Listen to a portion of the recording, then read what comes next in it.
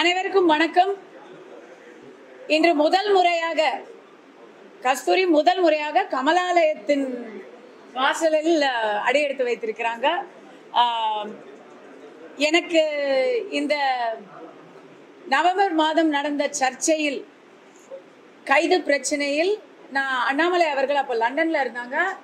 அப்போது அவங்கள நான் கான்டாக்ட் பண்ணி பேசினேன்.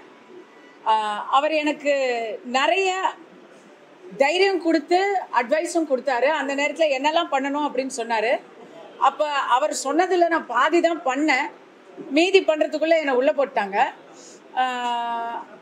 இருந்தாலும் அவர் எனக்கு அந்த எப்பவுமே ஒரு பக்கபலமாக இருந்திருக்கிறாரு. அதற்கான நன்றியை நேரில் சொல்ல வேண்டியிருந்தது. அதுக்காக தான் அவர் லண்டன்லேருந்து திரும்பி வந்ததும். Number 1, welcome back. சென்னைக்கு மீண்டும் வந்த அண்ணாமலை அவர்களை வரவேற்கும் விதமாகவும் எனக்கு நடந்த சோதனையான காலகட்டத்தில் பக்கபலமாக இருந்ததற்காக நன்றி தெரிவிப்பதற்காகவும் தான் நான் இங்கே வந்தேன். வந்த இடத்துல இருவருக்கும் முக்கியமான விஷயங்களை நாங்கள் கண்டிப்பாக விவாதித்தோம். அந்த விவாதம் இன்னும் முற்று பெறவில்லை. அதற்கான தொடர்ச்சி மீட்சி இருக்கிறது. முழுசாக விவாதித்து முடித்ததுக்கப்புறம் கண்டிப்பாக உங்களுக்கு நீங்கள் எதிர்பார்க்கிற அளவுக்கு செய்திகளை தரேன். இப்போ அப்படி கொடுக்கறதுக்கு எந்த செய்தியும் இல்லை. ஓகேங்களா? இல்லை, அதான் நான் இப்போ சொன்னதை நீங்கள் கேட்கலன்னு நினைக்கிறேன். நீங்கள் எதிர்பாருங்க, நீங்கள் எதை வேணா எதிர்பார்க்கலாம். நான் எதை சொல்கிறேனோ அதை தான் சொல்ல போகிறேன். சரிங்களா? என்ன எந்த சரி.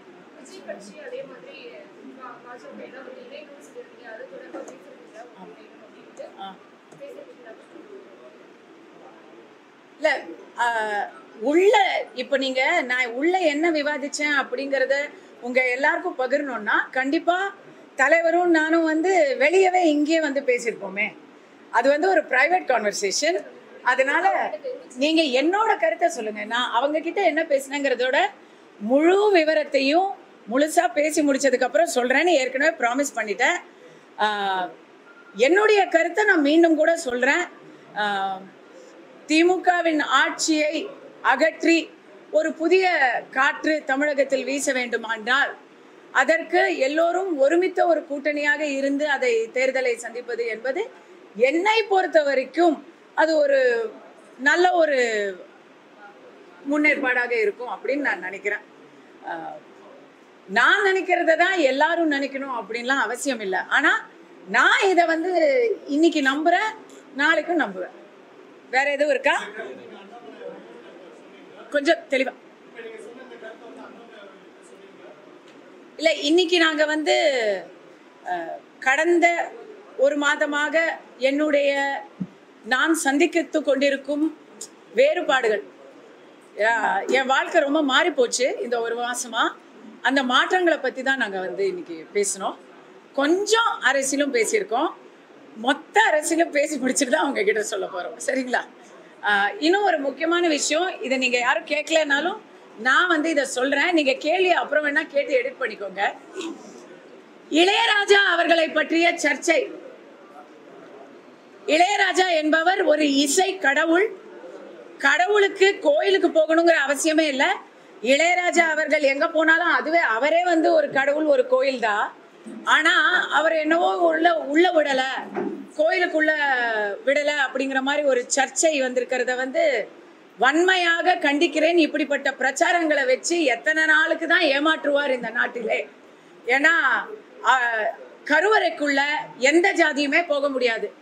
அது ராஜா சாரா இருந்தாலும் சரி, கஸ்தூரியா இருந்தாலும் சரி, ரங்கா சாரா இருந்தாலும் சரி, யாரா இருந்தாலும் கருவறைக்குள்ள போக முடியாது. இதோ என் கூட இருக்கிறது என்னுடைய தெலுங்கு சொந்தங்கள், தமிழ்நாடு தெலுங்கு மக்கள் இயக்கத்தை சேர்ந்த என்னுடைய சகோதரர் தேவரகொண்டா ராஜு, ப்ரொஃபஸர் ஸ்ரீனிவாச ராவ், இதுவும் ஒரு ஸ்ரீனிவாசன், மனோஜ் கருடா, எல்லாரும் இவங்க எல்லாரும் என்னுடைய நான் இந்த அசோசியேஷன் மெம்பரு, தமிழ்நாடு தெலுங்கு மக்கள் இயக்கத்துடைய மெம்பரு நான்.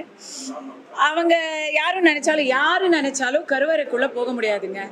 அது எந்த ஜாதியா இருந்தாலும் சரி, பிராமின்ஸா இருந்தாலும் சரி, கருவறைக்குள்ள போக முடியாது. கருவறைக்குள்ள அர்ச்சகர்கள் மட்டும்தான் போக முடியும். தமிழ்நாட்டை பொறுத்த வரைக்கும் அனைத்து ஜாதியினரும் அர்ச்சகராகலாம். அப்போ அர்ச்சகர்கள் எந்த ஜாதியா இருந்தாலும் போக முடியும். இவ்வளவுதான் மேட்டரு.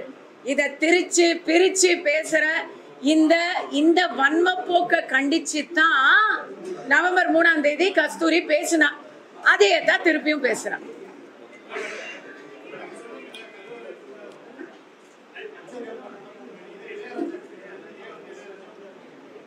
அவருக்கு இல்லங்க, அவர் போக முயற்சியே பண்ணல. இதோ இங்க நில்லுங்க அப்படின்னு சொன்னாங்க, அவர் நின்றார், அவ்வளவுதான். அவருக்கு மரியாதை பண்ணணும், இந்த இடத்துல நில்லுங்கன்னு சொல்றாங்க, அங்க அவர் நிக்கிறாரு. இவ்வளவுதான் நடந்தது. அத இங்க நில்லுங்கன்னு சொல்லிட்டாங்க அப்படின்னு சொன்னதுதான் பிரச்சனையே.